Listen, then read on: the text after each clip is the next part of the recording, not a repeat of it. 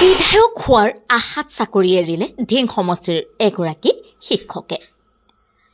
সমাগত 2026 চনৰ নিৰ্বাচনত কংগ্ৰেছ দলৰ হৈ প্ৰতিদ্বন্দ্বিতা আগবঢ়োৱাৰ আশাত এইবাৰ চাকৰি এৰিলে শিক্ষক মনোৱাৰ হুছেইন ফাৰুকীয়ে। 55 নং ঢিং সমষ্টিৰ কংগ্ৰেছ দলৰ প্ৰাৰ্থিত্ব প্ৰত্যাশী যুৱ নেতা তথা সমাজসেৱক আৰু শিক্ষক মনোৱাৰ হুছেইন ফাৰুকীয়ে আগন্তুক বিধানসভা নিৰ্বাচনত কংগ্ৰেছ দলৰ হৈ নিৰ্বাচন খেলাৰ আশাত এৰিলে চৰকাৰী চাকৰি। নেতাগৰাকীয়ে বিগত সময়ছোৱাত বিভিন্ন সামাজিক কাম কাজৰ লগত জড়িত হৈ অনুষ্ঠান প্ৰতিষ্ঠানক সহায় সহযোগিতা আগবঢ়াই যথেষ্ট সুনাম অৰ্জন কৰিবলৈ সক্ষম হৈছে। পিছে নেতাগৰাকীয়ে এইবাৰ ঢিং সমষ্টিৰ ৰাইজক আৰু অধিক সেৱা কৰাৰ উদ্দেশ্যৰে মন মেলিছে ৰাজনৈতিক পথাৰত। সপোন দেখিছে বিধায়ক হোৱাৰ।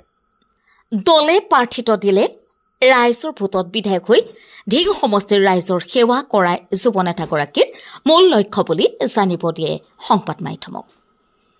পিছে যি সময়ত এটি চৰকাৰী চাকৰিৰ কাৰণে হাবাথুৰি খাবলগীয়া হৈছে নিবনুৱা যুৱক যুৱতীয়ে, সেই সময়তে ৰাজনীতিৰ কাৰণে চাকৰি ত্যাগ কৰা বিষয়টো ঢিং সমষ্টিত এক চৰ্চাৰ বিষয় হোৱাও পৰিলক্ষিত হৈছে। উল্লেখ্য যে মনোৱাৰ হুছেইন ফাৰুকী বেচামাৰী MI উচ্চতৰ মাধ্যমিক বিদ্যালয়ৰ এগৰাকী সহকাৰী শিক্ষক আছিল। এতিয়া প্ৰশ্ন হয়, ঢিং সমষ্টিত বহুকেইজন কংগ্ৰেছ দলৰ নেতা প্ৰাৰ্থিত প্ৰত্যাশী থকাৰ পিছতো দলে এজন যুৱ নেতাক দিবনে প্ৰাৰ্থিত? বিলাসী জীৱন ত্যাগ কৰি ৰাজনীতিৰ জৰিয়তে ৰাইজৰ সেৱা কৰাৰ সপোন পূৰণ হ'বনে? নেতাগৰাকীৰ ক্ষেত্ৰত সেয়া পৰৱৰ্তী সময়ত হ'ব লক্ষণীয়।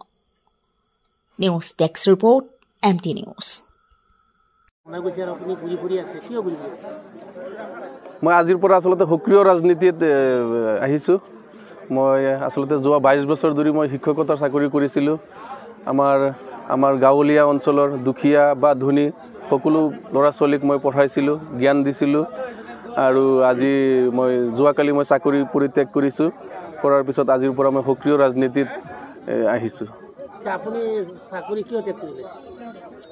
আচলতে আগৰ পৰাই সমাজ সেৱা কৰি আহিছোঁ, ৰাইজৰ সেৱা কৰি আহিছোঁ।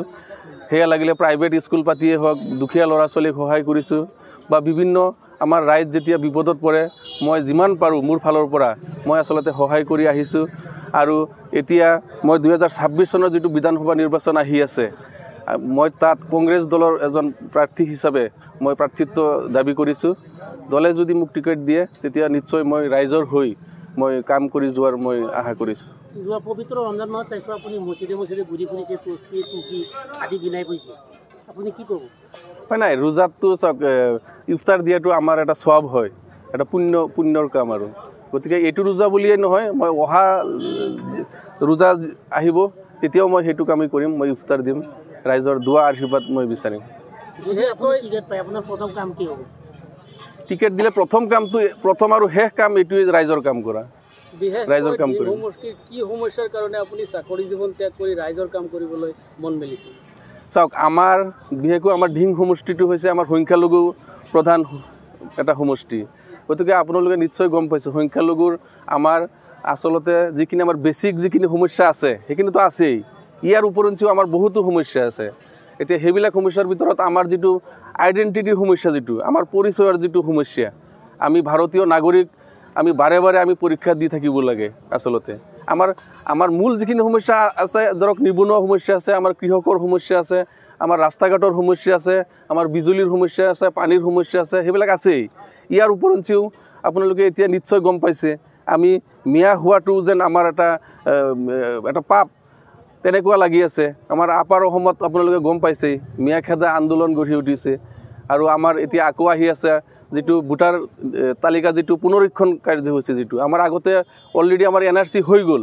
তো হৈ যোৱাৰ পিছতো আকৌ সেই একেটা কামেই আমি বাৰে বাৰে কৰি থাকিবলগীয়া হৈছে, আৰু আগলৈও যেন এইটো সমস্যা থাকিয়ে যাব। গতিকে এইবিলাক সমস্যা যিমান পাৰোঁ মই চেষ্টা কৰিম সমাধান কৰিবলৈ। এজন কংগ্ৰেছ নেতা হিচাপে আপুনি ভাবে নেকি 26ত কংগ্ৰেছ চৰকাৰ আহিলে যিটো মিয়া সমস্যা কৈ আছে এইটো দূৰ হ'ব বুলি? নিশ্চিতভাৱেই হ'ব, কাৰণ আগলৈকে যোৱা যিবিলাক কংগ্ৰেছ চৰকাৰ আছিল তেতিয়া আচলতে আমাৰ মিয়া মানুহেই হওক বা অসমীয়াই হওক, আচলতে কংগ্ৰেছে সদায় মানে হিংসা যিটো বিজেপিয়ে বিচাৰে, যিটো মুছলমান হিন্দু মুছলমান কৰি থাকে বিজেপিয়ে, কিন্তু সেইটো কংগ্ৰেছে নকৰে, যাৰ কাৰণে আচলতে চবেই শান্তিৰে আমি টোপনি মাৰিব পাৰোঁ। গতিকে কংগ্ৰেছ চৰকাৰ আহিলে নিশ্চিতভাৱেই সকলোৱে শান্তিৰে বসবাস কৰি থাকিব পাৰিব। আপুনি কেই তাৰিখে চাকৰি এৰিলে? চাকৰিটো মই যোৱা মংগলবাৰ দিনা এৰিছোঁ। কোনটো স্কুলৰ?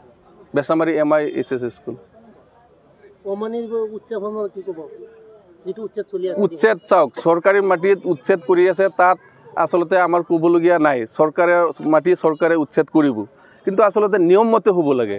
এতিয়া চৰকাৰে একো সংবিধান মানা নাই, নিয়ম মানা নাই, উচ্ছেদ কৰক, কিন্তু তেওঁলোকক যাৱতীয় যিখিনি কৰিব লগা আছে সেইখিনি দি পেলাই তাৰপিছত উচ্ছেদটো কৰিব লাগে। সেইটোৱে চৰকাৰৰ প্ৰতি আহ্বান।